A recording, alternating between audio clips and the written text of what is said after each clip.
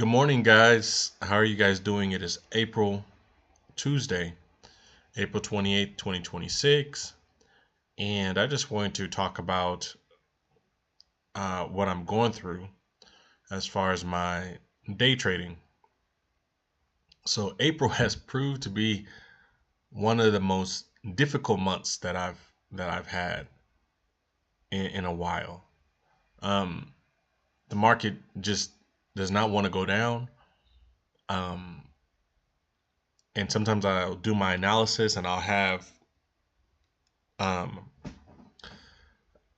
I'll have a signal to short the market, and it just struggles to give up anything to the downside. The market has been very resilient, and it's just definitely taking longer to execute my trades than normally. Um, which has also been a learning period for myself. Going back, fine tuning some things in my analysis and my strategy, looking over things. And because this month was so tough, I was able to, learn a lot about my system. And it's also brought one of my best weeks of trading as well. Um, and I was also able to bring down my risk to reward to 1 to 1. Um, Prior to that, I was like 5 to 1, meaning that I was shooting for 16 ticks TP with a negative 65 tick. Plus or minus 16 ticks TP to a plus or minus 65 ticks stop loss. And it's a very consistent strategy. But the thing is, if I do have a loss, you know, um, it would really set me back. High consistency rate, but in the event that I do have a loss, it'll just set me back. So to now have a system where I can have plus or minus 65 ticks TP, plus or minus 65 ticks stop loss, even if it does hit my stop loss, I know that it's highly likely that I'm able to come back the next day and make up for that, which to me, I'm able to slow things down, really think through my strategy, really make sure that I'm looking at things very carefully, that I go down my checklist, and make sure that all the requirements have been met and so forth. And instead of earning 16 ticks, only 16 ticks, I'm able to earn 65 ticks, which to me is very, very cool. Um, so I've been looking forward to that. Applying the new strategy uh, at the beginning of this week. Yesterday was a successful trade, even though it took quite some time for the markets to hit my TP yesterday, like over an hour, almost 2 hours. It didn't hit my stop loss, and I just stayed into that trade. It was very systematic, and we had a little bit of retracement in the morning where it took out my take profit, and I was able to capitalize on that. But overall, the market is very has been very very has been very resilient. Um, just grinding higher, not wanting to give up anything. So sometimes when I have a sell side bias, I'm just like, I don't know, man. This is probably going to be a complicated trade, a lot of volatility. But as long as I stick to my system, I'm comfortable with executing the trade anyway. In the moments that it does hit my stop loss, I know that it's a huge learning moment for myself to discover, to unfold what happened. Most importantly, I'm learning something new. So not to look at my stop loss as something that's bad, is something major that I need to learn, which has helped me all along continue to refine my process and make it very effective. So anyways, I want to go over some notes that I wrote down.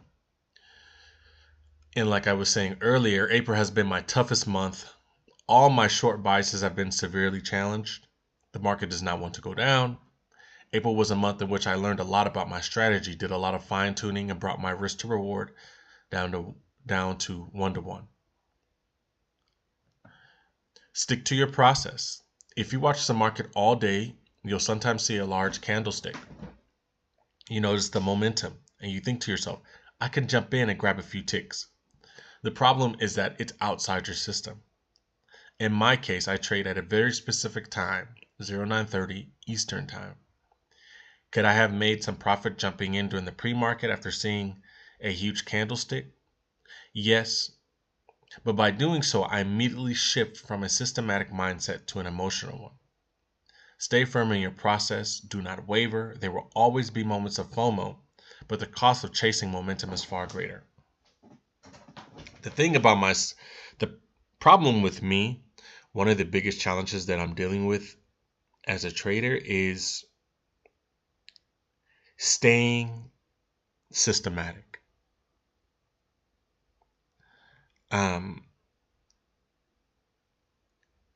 Like, for example, if I'm eyeing the market and I'm watching, on one screen I have, the market, and I'm looking at the candlesticks, I'm looking at the activity, and I think I recall on last Friday, I think in the pre-market, I don't know, like the market had just shot up for the S&P futures, and it just shot up, and it was quite unusual.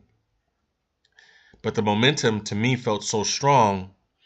I was thinking to myself, I could probably clip a few ticks from this. I don't know what's going on, what the news is, but looks very strong that I can possibly scalp a little bit.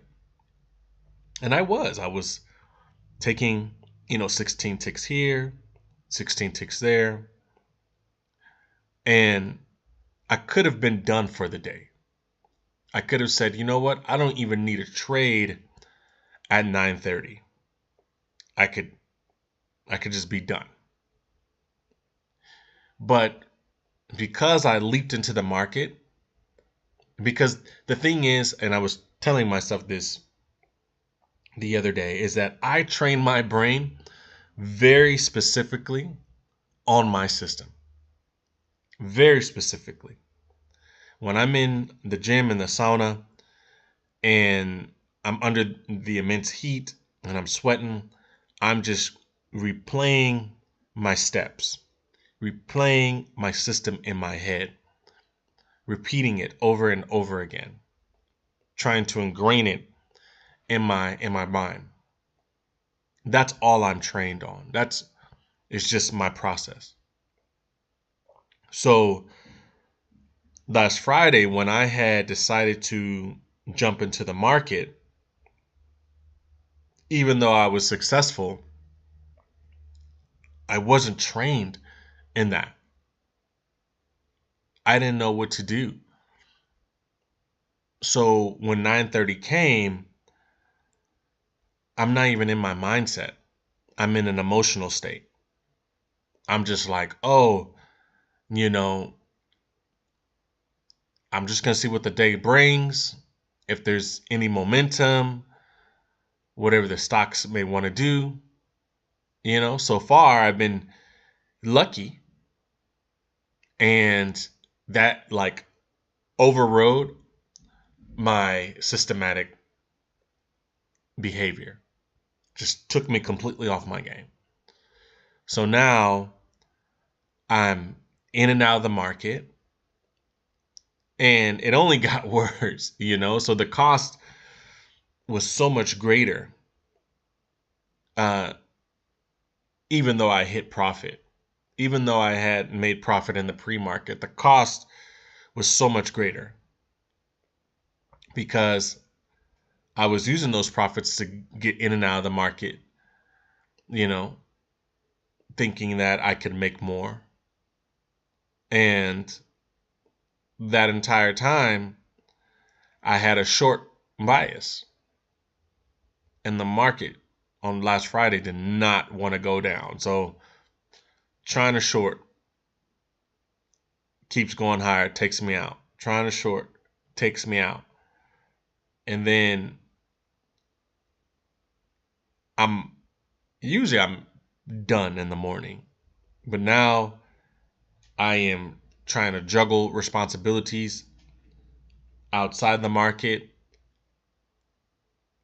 um, with as I'm trading, driving, and I'm trying to manage things, look at things, keep an eye on the charts, because I'm in trades.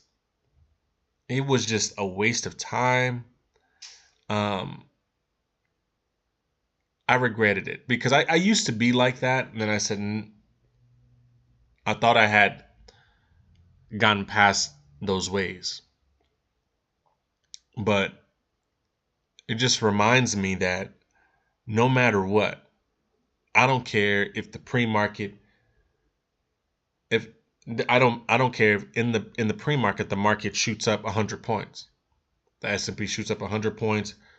The S&P goes down 100 points on some news or whatever.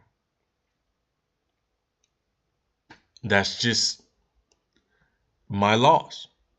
I got to learn how to look past that, because the cost for me, I'm speaking for myself, for me to do that, to jump in the market thinking that I could get in and turn a profit, um, would just kind of just derail my whole mindset, my whole way of thinking. So, like I said, I train my brain on a specific, very specific things. So if I go outside of that, if I break that, I don't know how to handle myself. So it's better to uh,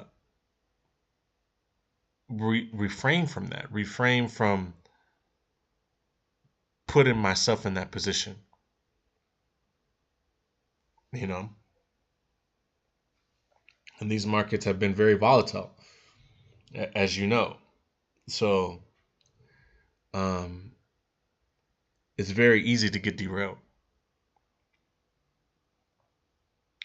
But I realized, by just this month, that stick to your system no matter what.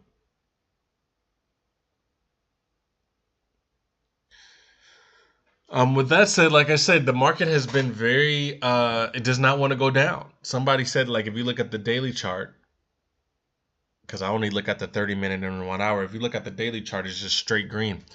And you can feel it. The market goes down a little bit for a couple points, and then it just retraces and pushes higher. It'll come down for a couple points, push up, retrace higher. It was just does not want to go down. And I was thinking that, because everybody, a lot of people say that, given all the geopolitical tensions and things like that, why is the market doing so well?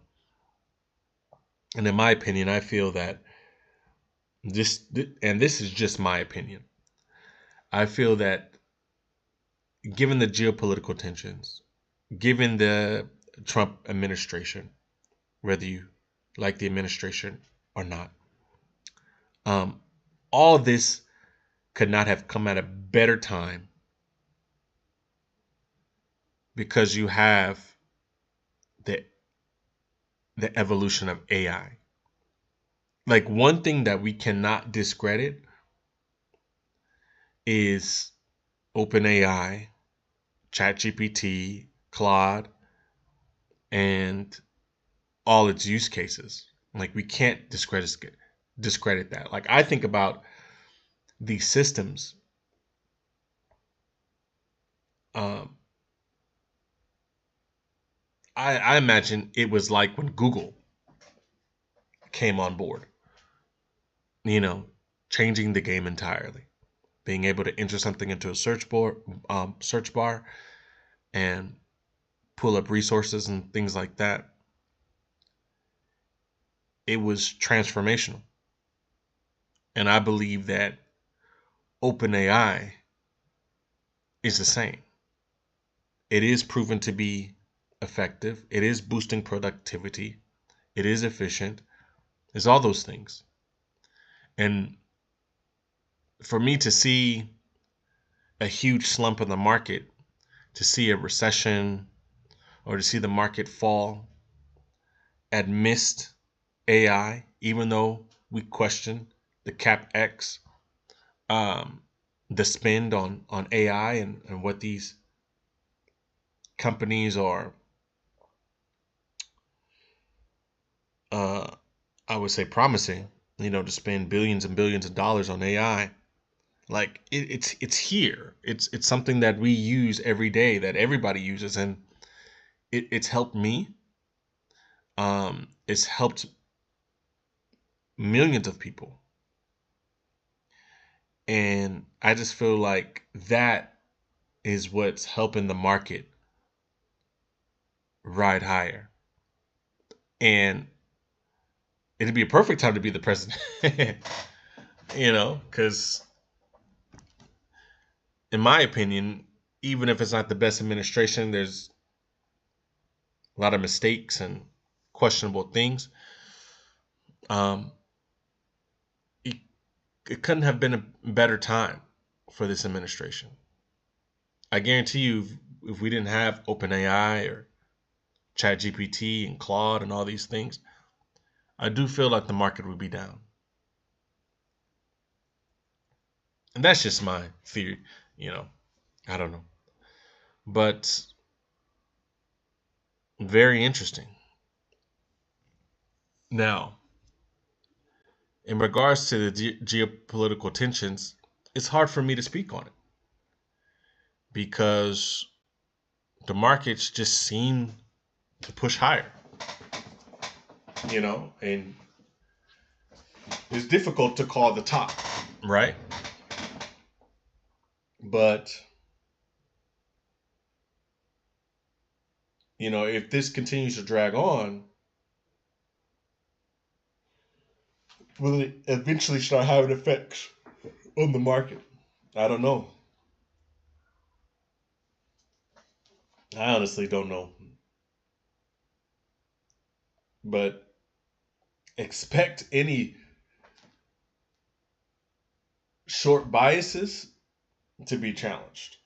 I'm not saying that I'm not going to short the market. If my analysis gives me a short, I'm going to short it.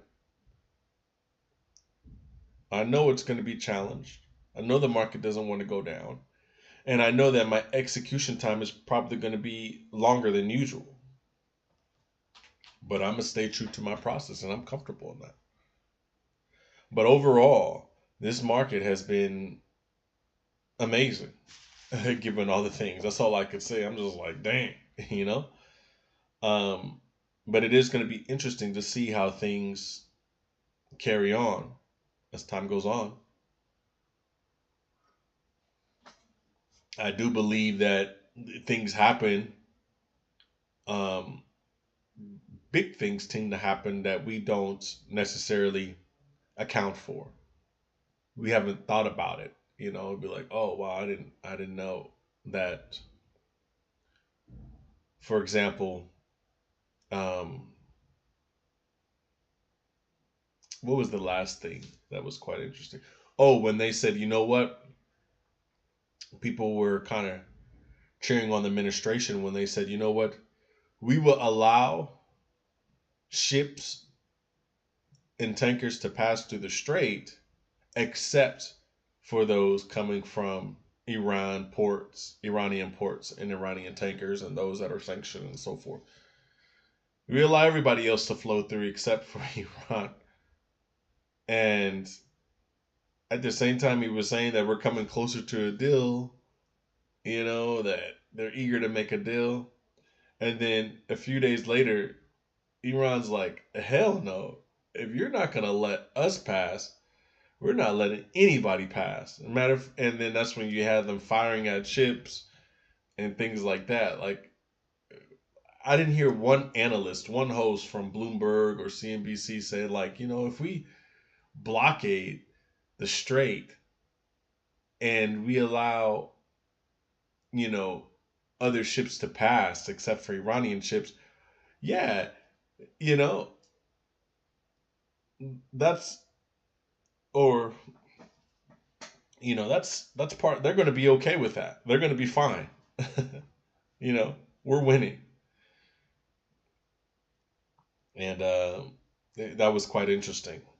And I didn't hear nobody talk about that. Like, that's only going to escalate the situation. And I think that's why you see things are very, very careful. Because one thing that I mentioned yesterday too is that some people say that, U.S. blockading the strait is working. And I had the question is like, is there any other way that Iran can export its oil beside using the Strait of Hormuz? And I looked it up on ChatGPT, and it says, they have other, ways to export, but it's not as legitimate as using the Strait of Hormuz. Like, Strait of Hormuz is really their primary way of exporting oil. Um, the other ways are fairly limited. And I said, okay. And then I asked myself, I said, well, I mean, is this just the Trump administration being clever, to blockade, you know, the Strait of Hormuz as well, Um, because maybe they caught Iran off guard. Maybe they were just so clever that Iran didn't think about um they themselves being blockaded, like, yeah, it's one thing to say we blockade the strait and we only allow our ships, the Iranian ships, to pass, and we're still able to export our oil and stuff. But the U.S. says, okay, well, we're not going to let any ships pass, or whatever the case may be. We're not going to let your ships pass either. And I thought, like, well, maybe, the administration was pretty clever in doing so. Maybe they didn't think about that. Iran didn't think about that. But ChatGPT says that, they have thought about that situation for decades. And to make a long story short, they said that if, I mean, this can only escalate the situation.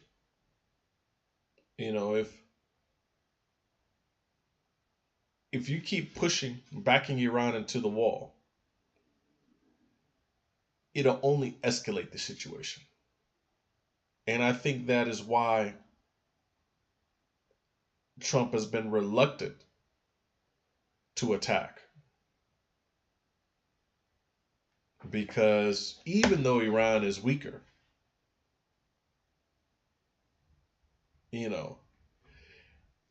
they could, if this situation escalates, it could cause problems globally, you know?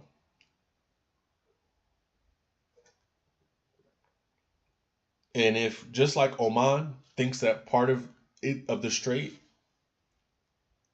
is part of their territory, Iran feels that the strait, somewhat part of the strait, is their territory as well.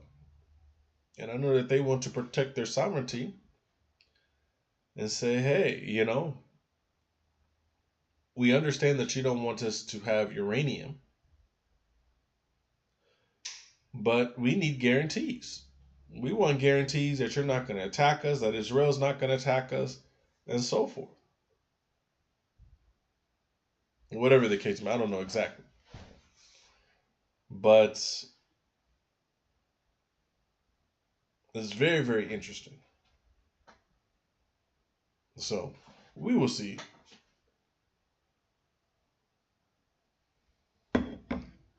But the way the market is performing is incredible.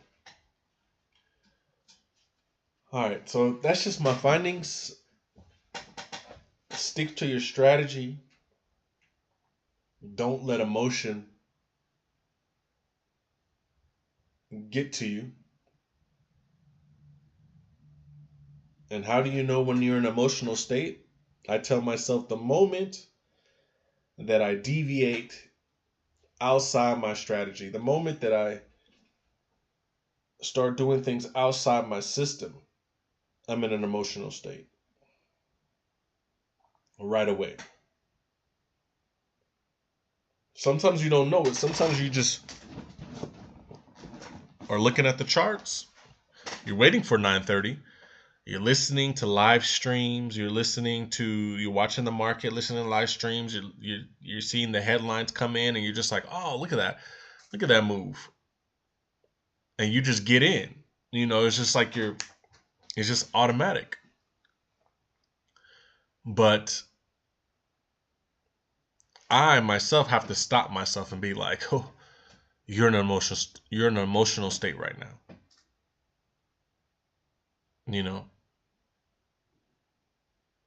And I want to be like a machine when it comes to trading. I do. I have a very specific system, very specific time, very specific TP and stop loss. And yes, that one trade a day. And that's it.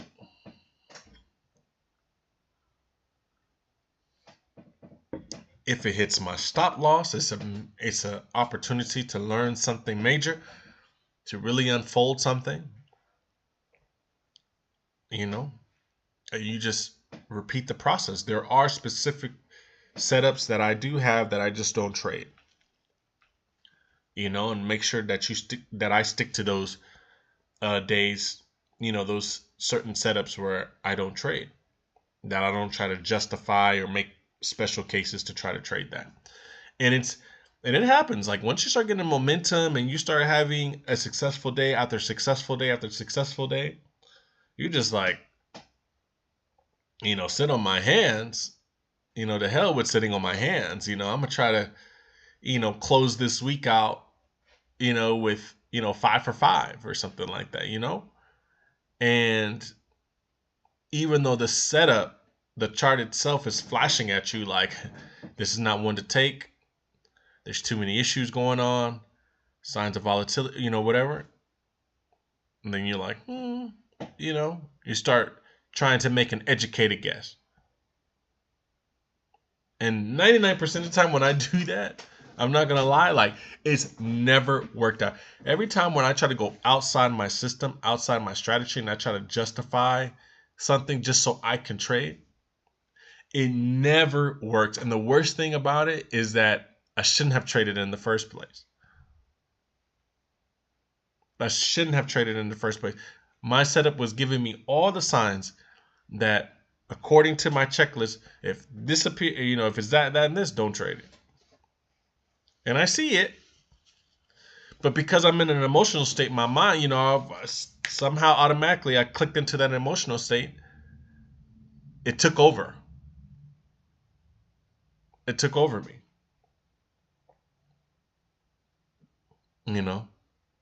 So that is something that I'm definitely trying to work on, is to be so damn disciplined. But the thing is, because I'm constantly listening to live streams, to Bloomberg, to to everybody. And I could just turn it off, but for me it's just entertainment, But It's so easy to get into that emotional state. And I don't want to be like that. I don't want to do that. It never works for me. I'm sorry. Or even when it does work, I wind up giving it back. So I got to learn how to stop myself and be like, the cost is too big, Shante. The cost is far too great. Anyways, that's it. I hope I can upload this video. It's a 30-minute video. I don't know if I can upload it, but if I do, take what you can from it.